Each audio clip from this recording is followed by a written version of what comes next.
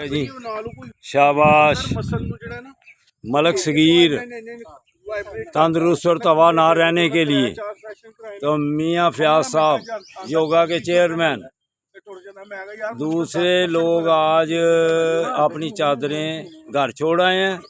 मियाँ फयाज साहब लेके आए हैं। ये मलक रशीद साहब, ये अरफात और ये शुएब बरखुरदार।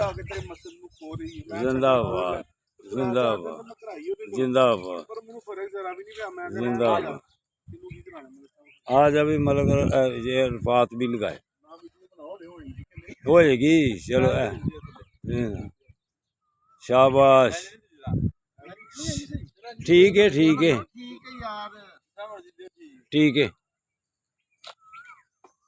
शाबाश। देखा दोनों ये हाँ हो गया समझो के चलेगा चलेगा पूरा चलेगा काम। जिंदाबाद जिंदाबाद। हाँ ये रमा दमा हो जाना ये काम रमा दमा हो जाएगा। चलो जी कटो 35 रुपये।